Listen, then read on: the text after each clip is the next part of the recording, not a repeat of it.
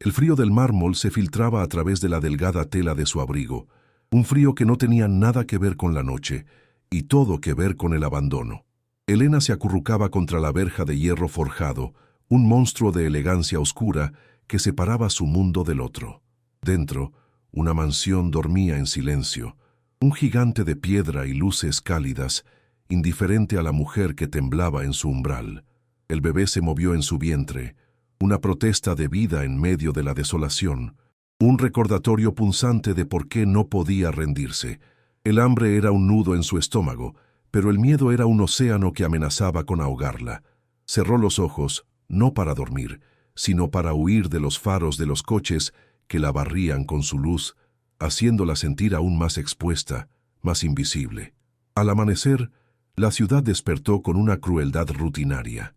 Los coches de lujo salían de las mansiones vecinas, sus ocupantes desviando la mirada con una mezcla de incomodidad y desprecio. Un guardia de seguridad, apostado al otro lado de la verja, la observaba con ojos de acero. Su mera presencia un juicio silencioso. Para él, para todos, ella no era una mujer a punto de dar a luz, sino una mancha en el paisaje impecable del barrio, un problema que debía ser borrado. Elena agachaba la cabeza, sintiendo el peso de 1000 miradas que la desnudaban, la juzgaban y la condenaban sin hacer una sola pregunta. La humillación era un veneno lento que se extendía por sus venas, pero ella se aferraba a su vientre, su único escudo, su única razón. No estaba allí por dinero.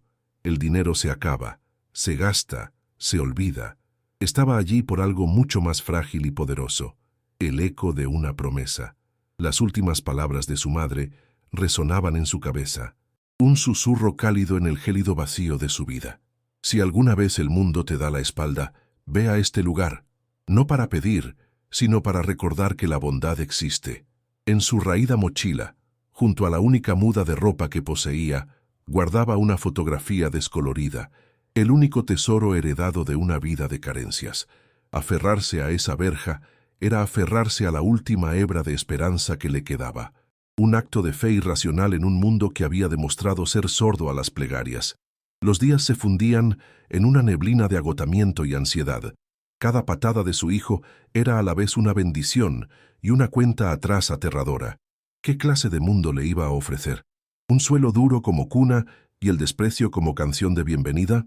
Miraba sus manos, agrietadas y sucias, las manos de una luchadora que ya no encontraba fuerzas para levantar el puño. La mansión de los Vega se erigía como un símbolo de todo lo que nunca tendría. Seguridad, calor, un techo. La puerta principal, de roble macizo, parecía una sentencia, una declaración de que ciertos mundos nunca estaban destinados a tocarse. Ella no quería entrar. Solo necesitaba sentir que, al otro lado de esa puerta, la bondad de la que hablaba su madre aún respiraba. Cuando la noche volvió a caer, tiñendo el cielo de un morado profundo, una solitaria luz se encendió en una de las ventanas superiores de la mansión.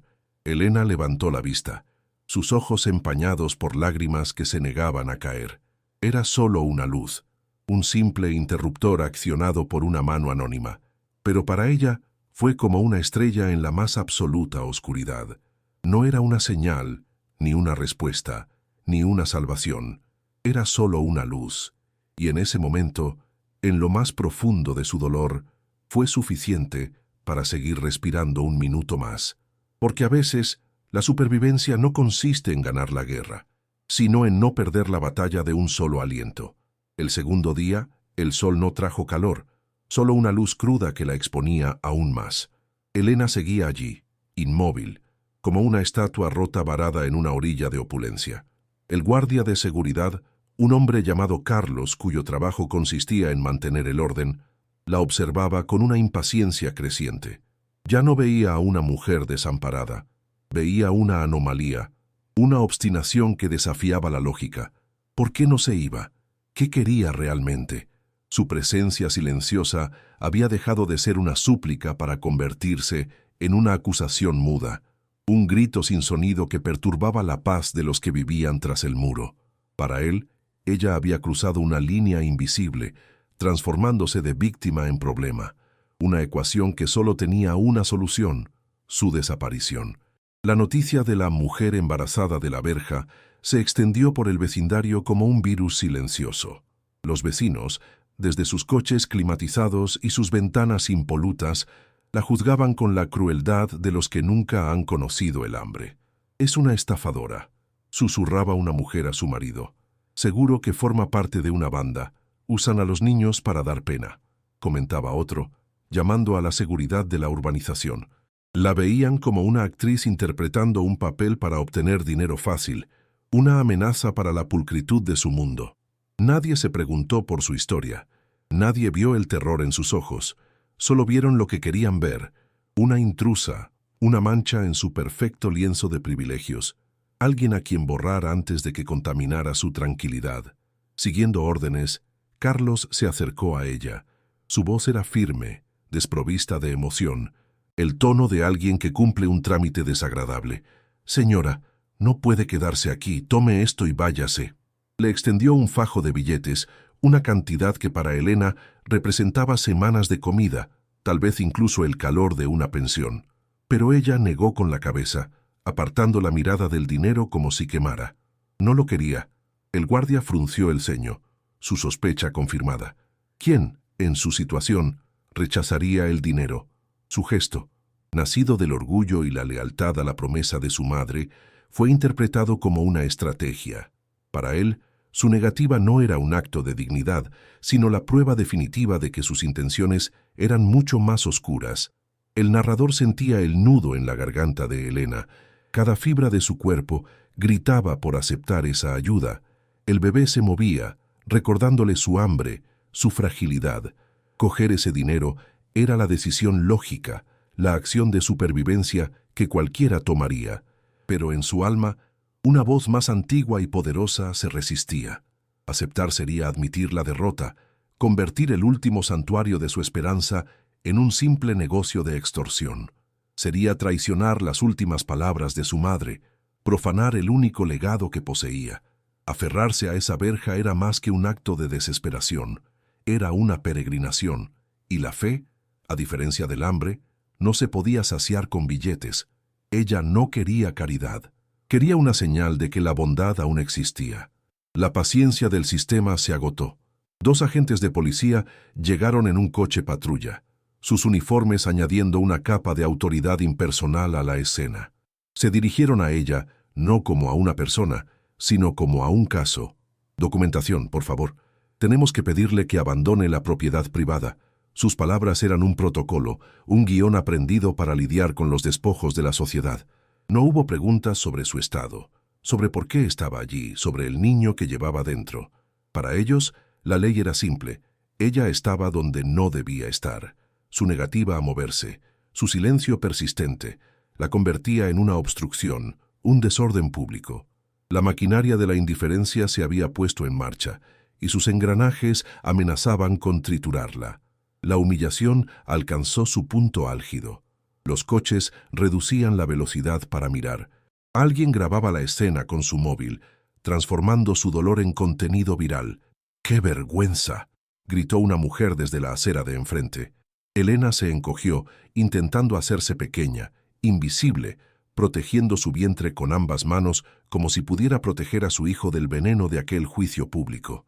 Sentía sus miradas como piedras, cada una de ellas grabándole en la piel la misma palabra: culpable, culpable de ser pobre, culpable de estar sola, culpable de no esconder su miseria.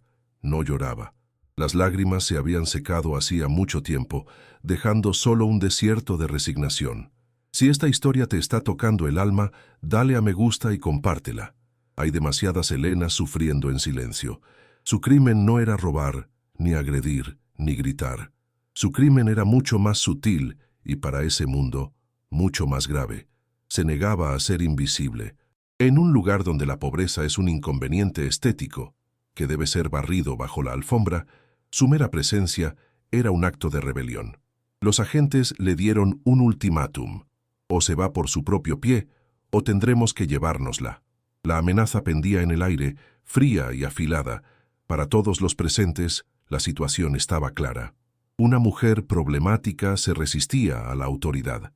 Nadie podía imaginar que, en su mente, La única ley que importaba era la promesa hecha a una madre moribunda, una promesa de buscar la luz en el lugar más oscuro.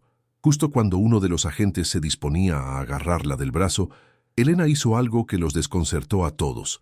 Con un movimiento lento y deliberado, rebuscó en su mochila raída. No sacó un arma, ni un objeto para defenderse. Sacó una fotografía vieja y descolorida. Se aferró a ella con ambas manos y, sin decir una palabra, la apretó contra los barrotes de hierro de la verja, como si estuviera ofreciéndosela a la propia casa.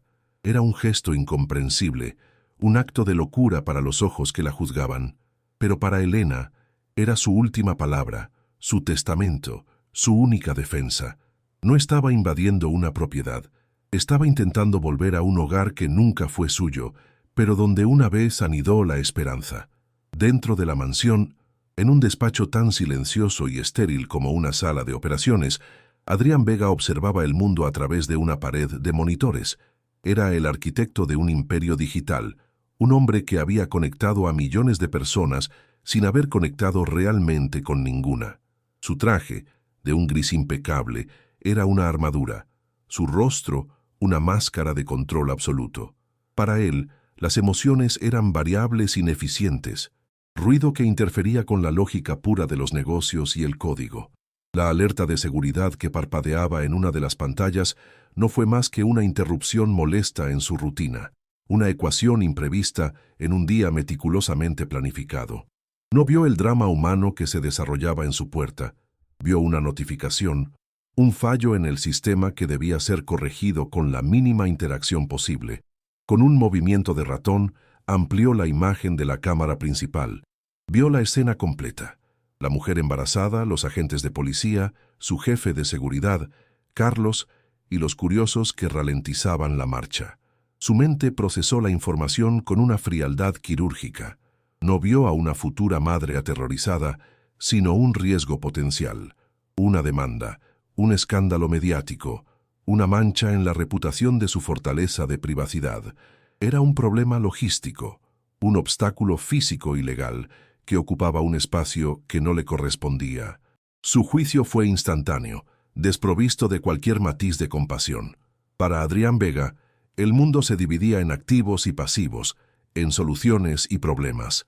Y esa mujer, aferrada a su verja, era inequívocamente un problema que exigía una solución rápida y definitiva. Levantó el intercomunicador. Su voz era un filo de acero sin inflexiones. «Carlos, ¿cuál es la situación?» La respuesta desde el otro lado detalló la negativa de la mujer a aceptar el dinero y a moverse. Adrián ni siquiera parpadeó. Su orden fue tan precisa como un algoritmo. Duplica la oferta. Si la rechaza de nuevo, deja que la policía se encargue. No quiero que siga ahí cuando se ponga el sol. Quiero el perímetro limpio. No preguntó por qué se negaba. No le interesaba su historia. En su universo, todo el mundo tenía un precio. Si ella no aceptaba el suyo, era simplemente una necia, y él no perdía el tiempo con la irracionalidad. Cortó la comunicación y volvió su mirada a las líneas de código en otra pantalla, intentando borrar la imperfecta realidad humana de su mente. En el exterior, el mundo de Adrián chocaba violentamente contra el de Elena. Carlos se acercó de nuevo, esta vez con la autoridad de la policía respaldándole. El fajo de billetes que le ofreció parecía más grande, más insultante. «Es su última oportunidad», dijo, su tono endurecido por la frustración y la orden directa de su jefe. Elena ni siquiera miró el dinero. Sus ojos estaban fijos en la casa, en esa ventana del piso superior, donde una vez su madre le dijo que una niña reía. Para los agentes, para los vecinos, su silencio era una provocación, la arrogancia de quien no tiene nada y aún así desafía al poder. La tensión se podía cortar con un cuchillo. La maquinaria del sistema, fría e impersonal, estaba a punto de aplastarla, y ella solo se aferraba a un recuerdo. Dentro de su burbuja de cristal, Adrián sentía una irritación creciente. El problema persistía. La mujer no seguía el guión. Su resistencia pasiva era un desafío silencioso a su poder, a su capacidad de controlar cada aspecto de su entorno. ¿Por qué no se iba? La pregunta era un eco molesto en su mente ordenada. Volvió a mirar el monitor, haciendo zoom en su rostro. Vio la suciedad, el agotamiento extremo, la forma en que sus manos protegían su vientre. Pero su cerebro, entrenado para ver patrones y no personas, solo registraba datos. Sujeto femenino, en avanzado estado de gestación, mostrando un comportamiento anómalo y no cooperativo. La empatía era un idioma extranjero que había olvidado hacía mucho tiempo, enterrado bajo capas de culpa y éxito. El narrador sentía la cruel ironía suspendida en el aire. Aquel hombre, encerrado en su jaula de oro, se sentía invadido por una mujer que solo buscaba un eco de bondad en el único lugar que su madre le había señalado como seguro. Él veía una amenaza a su privacidad. Ella veía el último faro de esperanza. Estaban separados por apenas 50 metros de césped perfectamente cuidado y un abismo de experiencias. Él, atormentado por un fantasma del pasado que vivía entre esas paredes. Ella, aferrada a un recuerdo de ese mismo pasado como única ancla para no ahogarse en el presente. Sin saberlo, ambos estaban atrapados por la misma casa, prisioneros de la misma historia contada desde orillas opuestas del dolor. La presencia de Elena, aunque ignorada en su humanidad, estaba afectando indirectamente el universo de Adrián. La situación en la puerta estaba atrayendo demasiada atención. Un periodista local ya había llegado, alertado por uno de los vecinos. La simple existencia de Elena se estaba convirtiendo en una complicación que el dinero no podía borrar tan fácilmente. Por primera vez en años, algo escapaba a su control, una pequeña pieza que no encajaba en su puzzle perfecto. Este desorden, esta intrusión de la caótica realidad en su santuario, le generaba una extraña inquietud. No era compasión, ni mucho menos. Era la desagradable sensación de que una pared que creía inexpugnable tenía una fisura, y la miseria del mundo exterior se estaba filtrando por ella. Finalmente, Adrián se levantó, dejó la seguridad de sus monitores y caminó hacia el gran ventanal de su despacho, el mismo que Elena había estado mirando desde la calle. Apartó la pesada cortina de terciopelo y la vio con sus propios ojos, sin la fría mediación de una lente. Vio a la mujer embarazada, pequeña y desafiante contra el hierro negro de su verja. Vio a los policías, símbolos de un poder que él mismo había invocado. El choque de mundos ya no era una imagen en una pantalla, era una escena real, tangible, que se desarrollaba en el umbral de su vida. Aún no sentía piedad, solo una fría determinación por acabar con el espectáculo, pero verla allí, tan frágil y tan obstinada, fue el primer golpe de martillo contra el muro de hielo que rodeaba su corazón. Adrián no descendió por piedad, descendió por control. Cada segundo que esa mujer pasaba frente a su verja era una variable incontrolada, una anomalía que su mente lógica no podía procesar ni tolerar. Desde la ventana la había visto como una figura lejana, una abstracción, pero ahora, al cruzar el umbral de su mansión, el frío de la mañana le golpeó como una bofetada, trayendo consigo el olor a asfalto húmedo y a desesperación. Caminó por el sendero de piedra con la determinación de un cirujano que va a extirpar un tumor. No iba a dialogar, iba a ejecutar una solución. Para él, ella no era una persona con una historia, sino un problema con una única respuesta correcta, su desaparición. Y él era el único capaz de escribir esa ecuación final. Al llegar frente a ella, separado solo por los barrotes de hierro, el abismo entre sus mundos se hizo tangible. Él, envuelto en un abrigo de cachemir que costaba más de lo que ella había ganado en toda su vida. Ella, acurrucada en una tela raída que apenas la protegía del frío, con el rostro manchado de suciedad y cansancio. Los policías y Carlos se mantuvieron a una distancia respetuosa, esperando la orden final del rey en su castillo. Adrián la miró de arriba abajo, su mirada un escáner que solo registraba defectos. Su voz, cuando finalmente habló, fue tan fría como el metal de la verja. «Señora, mi paciencia tiene un límite. Dígame una cifra.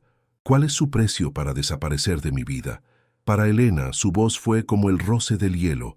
Levantó la cabeza lentamente, y sus ojos, hundidos por el hambre y el agotamiento, se encontraron con los de él.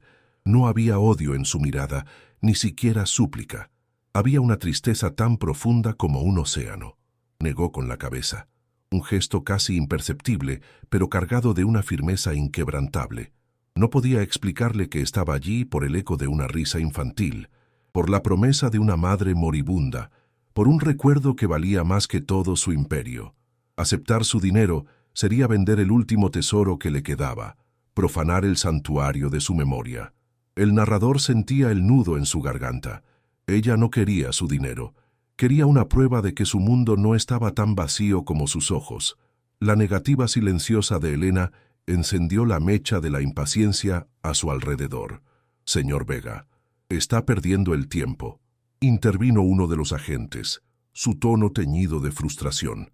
«Esta gente es así, es una profesional. Cuanto más ofrece, más quieren». Carlos, su jefe de seguridad, asintió, reforzando el prejuicio.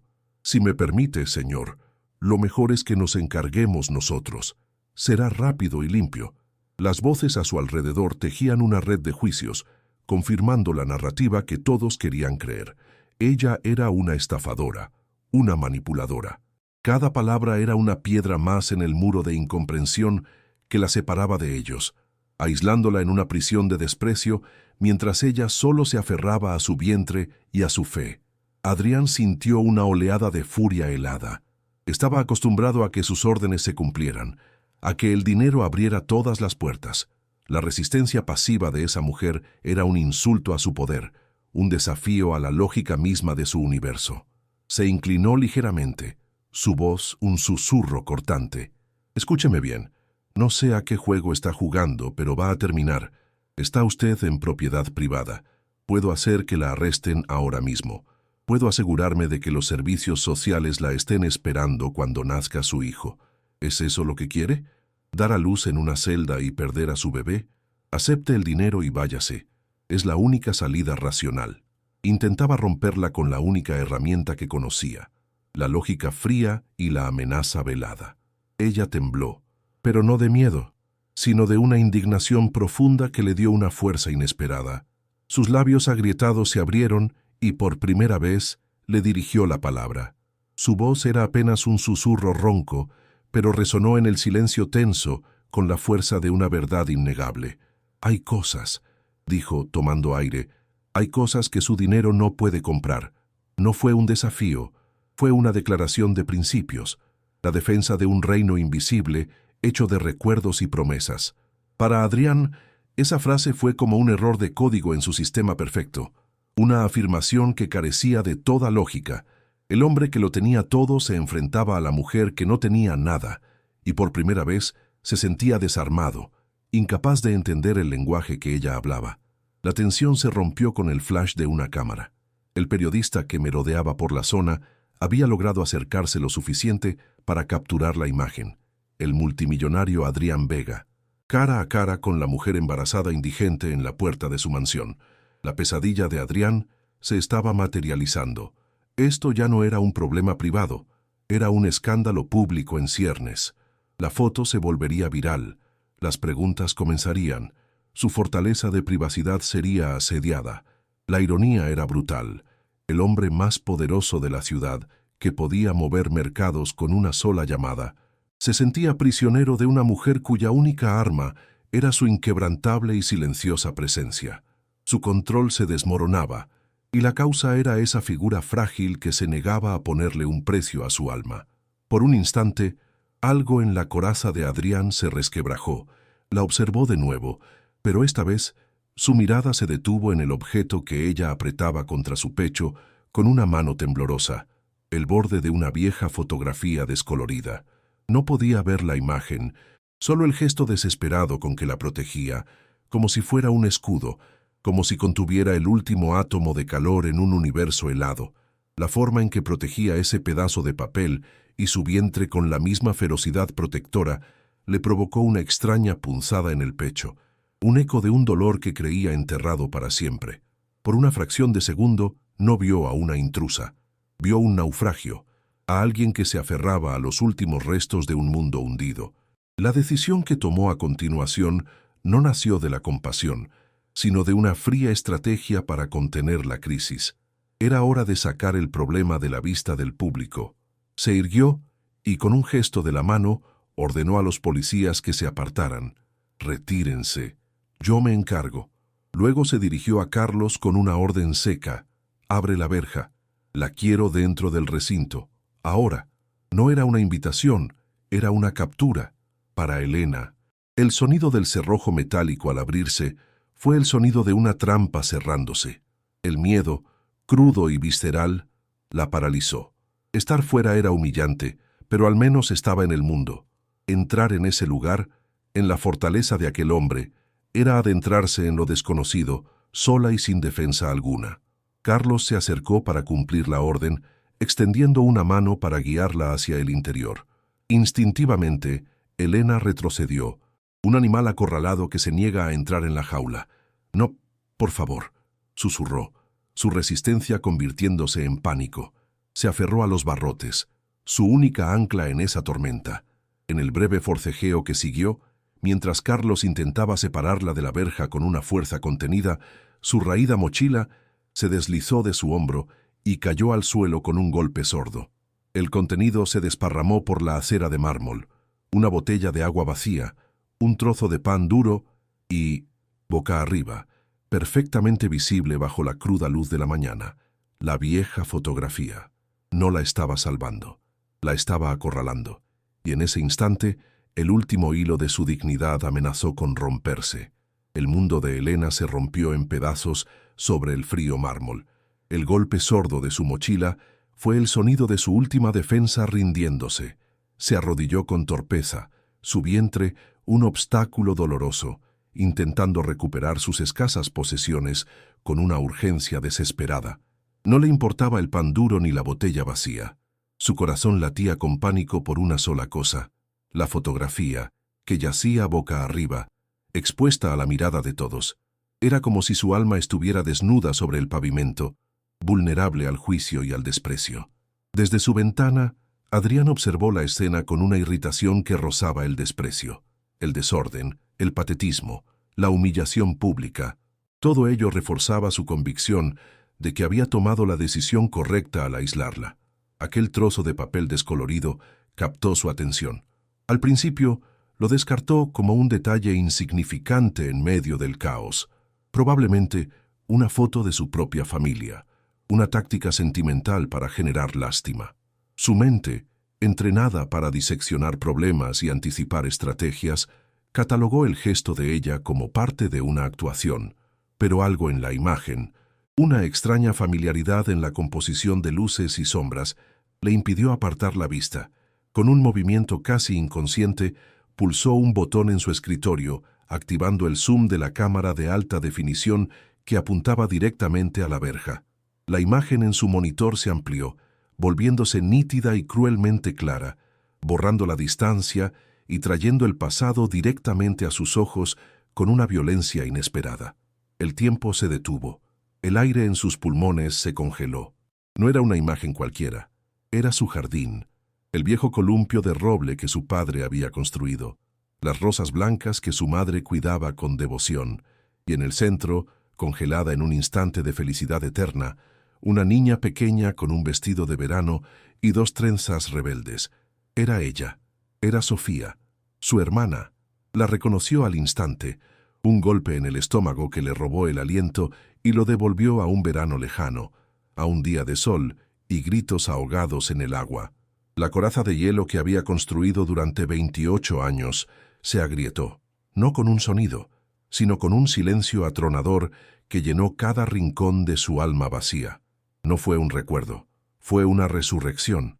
De repente, el despacho estéril se llenó con el eco de una risa cristalina, el olor a hierba recién cortada y el calor del sol en su piel adolescente. Volvió a sentir el peso de la responsabilidad, la distracción de un segundo, el silencio repentino que se extendió como una mancha de aceite sobre la superficie de la piscina. La culpa, ese monstruo que había mantenido encadenado en el sótano de su conciencia, rompió sus cadenas y subió rugiendo, devorándolo todo. La fotografía no era un objeto, era un portal, y al otro lado no había nostalgia, solo el infierno personal que había convertido su corazón en una piedra y su casa en un mausoleo. El hombre más poderoso de la ciudad era, de nuevo, un chico de 17 años paralizado por el horror. Su mirada volvió a la mujer arrodillada en la acera. Ya no era una intrusa, ni un problema, ni una estafadora. Era un fantasma, un mensajero de un tiempo que él había intentado borrar con todas sus fuerzas. La pregunta resonó en su mente con la fuerza de una explosión. ¿Por qué? ¿Por qué ella tenía el rostro de su hermana muerta en sus manos sucias? ¿Cómo había llegado ese fragmento sagrado de su pasado a las profundidades de la miseria más absoluta? La ira, la frustración y la frialdad se evaporaron, reemplazadas por una necesidad visceral, desesperada y dolorosa de entender. Esa mujer, esa desconocida, se había convertido de repente en la única persona del mundo que poseía una pieza perdida de su alma rota.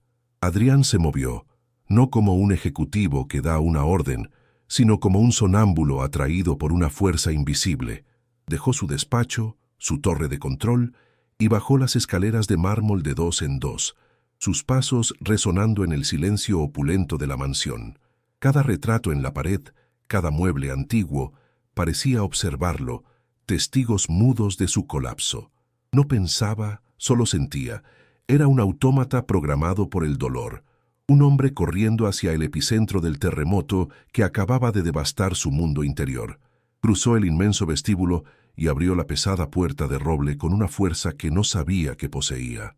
El aire frío de la mañana fue un golpe en su rostro, pero no sintió nada más que la urgencia de llegar a ella. Ignoró a los policías, ignoró a Carlos. El universo se había encogido hasta contener solo a la mujer arrodillada y el pedazo de papel a sus pies. Se detuvo frente a ella, al otro lado de la verja abierta, y para sorpresa de todos, se arrodilló. El multimillonario Adrián Vega, el hombre inalcanzable, se puso a la altura de la indigente, sus rodillas tocando el mismo suelo sucio. No dijo nada, simplemente extendió una mano temblorosa, no para ordenarle, sino para pedirle. Sus ojos, por primera vez despojados de toda arrogancia, se clavaron en la fotografía. Elena, confundida y asustada por su cambio repentino, lo vio señalar el retrato de Sofía. No había amenaza en su gesto, solo una pregunta rota y silenciosa. Con dedos que apenas le obedecían, Adrián recogió la fotografía. La cartulina gastada temblaba en sus manos. El rostro sonriente de Sofía lo miraba desde el pasado, un ángel inocente ajeno a la tragedia que le esperaba. Y entonces ocurrió. Una única lágrima, caliente y traicionera, se deslizó por la mejilla de Adrián y cayó sobre la imagen, como una gota de lluvia en un desierto.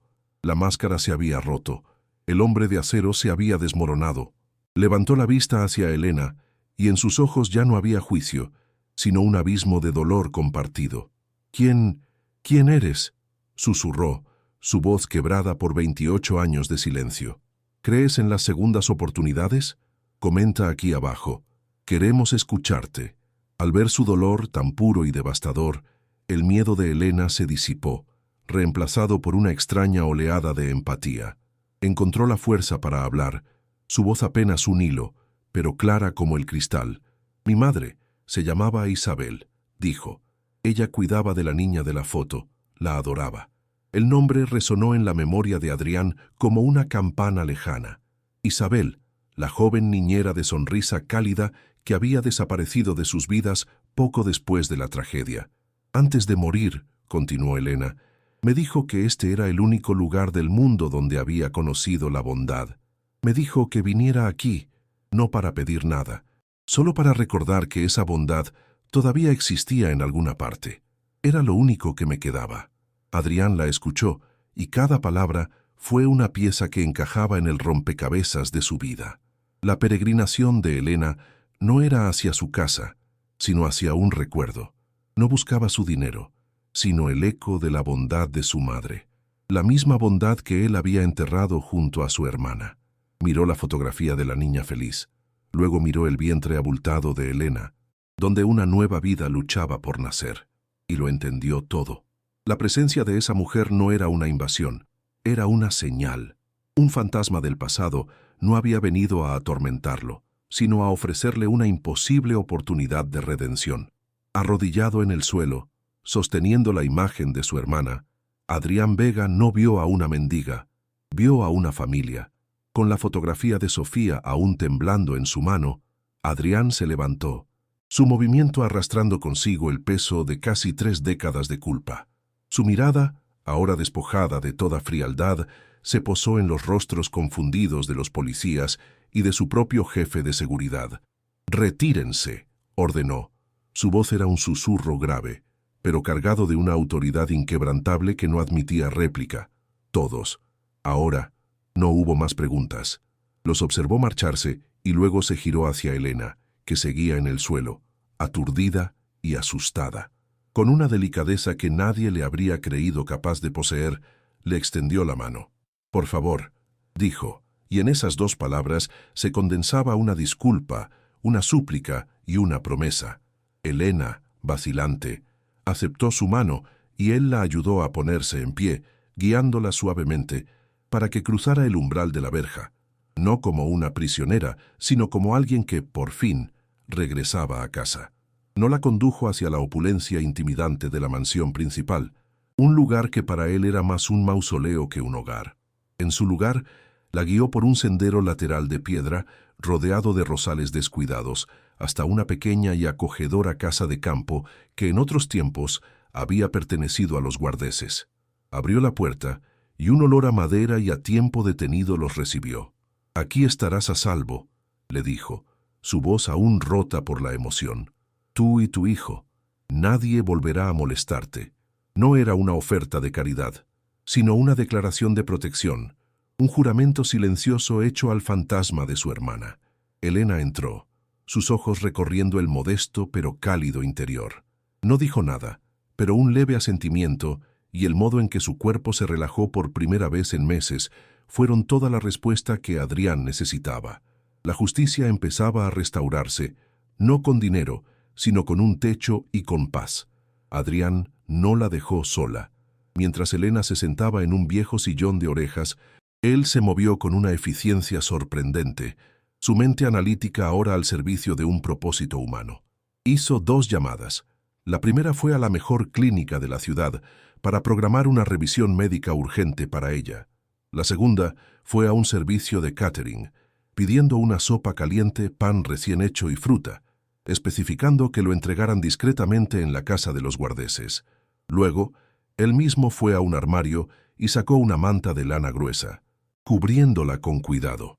Elena lo observaba, cada uno de sus gestos desmantelando la imagen del monstruo frío que había construido en su mente. Cuando él le acercó un vaso de agua, sus dedos se rozaron y en ese breve contacto se transmitió una corriente de entendimiento mutuo, más poderosa que cualquier palabra. Más tarde, cuando el silencio se hizo cómodo entre ellos, Adrián se sentó en una silla frente a ella, sosteniendo aún la fotografía como si fuera una reliquia. «Sa Isabel es tu madre», comenzó, su voz apenas audible. Le leía cuentos a Sofía en ese mismo jardín. Su risa era la única música que llenaba esta casa. Compartió un recuerdo, una pequeña ventana a su dolor, y al hacerlo, le entregó a Elena una parte de su alma rota. Ella, a su vez, le habló de su madre, de cómo describía a la pequeña Sofía como un torbellino de luz y de cómo, incluso en sus últimos días, recordaba este lugar como un paraíso perdido. No eran un millonario y una indigente. Eran 2 huérfanos de diferentes mundos, unidos por el recuerdo de un amor puro, encontrando consuelo en la historia compartida que acababan de descubrir que los unía. Antes de marcharse para dejarla descansar, Adrián se detuvo en la puerta, se volvió hacia ella, y en sus ojos había una determinación que Elena nunca había visto en nadie. «Esto no es temporal», afirmó. «Quiero que te quedes, que tu hijo nazca aquí, en un lugar seguro. Cuando estés lista, hay un trabajo para ti si lo quieres, cuidando de estos jardines, devolviéndoles la vida que perdieron hace tanto tiempo». Se acercó y depositó en la palma de su mano una vieja llave de hierro. «Esta es tu casa ahora». Elena cerró los dedos sobre el metal frío, sintiendo su peso sólido y real. No era solo una llave, era la dignidad que le habían arrebatado, la seguridad que nunca tuvo y la promesa de un futuro donde ella y su hijo no solo sobrevivirían, sino que por fin podrían florecer. La justicia había llegado, no como un trueno, sino como el suave clic de una puerta abriéndose a una nueva vida. Pasaron 3 meses, y con ellos las estaciones del alma cambiaron. La casa de los Guardeses ya no olía a abandono, sino a pan recién hecho y a tierra húmeda. Elena, con la curva de su vientre ahora plena y serena, había devuelto la vida al jardín descuidado. Cada rosa que florecía era una pequeña victoria contra el pasado, una promesa de color en un mundo que antes solo conocía el gris. Ya no temblaba de frío, sino por la emoción de sentir las patadas de su hijo, un niño que nacería en un lugar seguro. La llave que Adrián le había dado no solo abrió una puerta de hierro, abrió la cancela de una vida donde la dignidad no era un lujo, sino el aire que se respiraba. Había llegado a aquella verja buscando un eco de bondad y había encontrado un hogar. Adrián también renació, aunque su transformación fue más silenciosa, como el deshielo de un glaciar. Ya no vivía atrincherado en su despacho, observando el mundo a través de la fría lente de una cámara. Ahora pasaba horas junto al ventanal, pero no para vigilar, sino para ver. Veía a Elena moverse entre las flores, su figura un faro de vida en el paisaje de su dolor. Un día, sin pensarlo, bajó al jardín por primera vez en 28 años.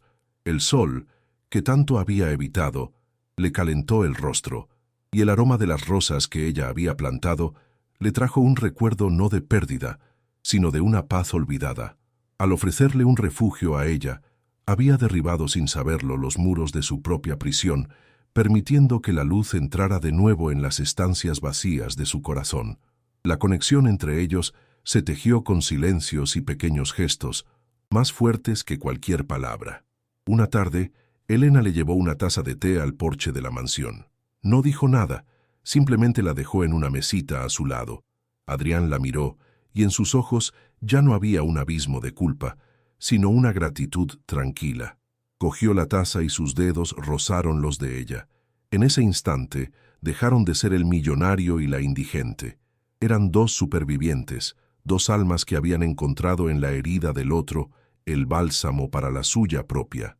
Él le había dado seguridad material, pero ella le había devuelto algo infinitamente más valioso, la capacidad de sentir de nuevo, de conectar, de permitirse la esperanza de que el futuro no tenía por qué ser una repetición del pasado.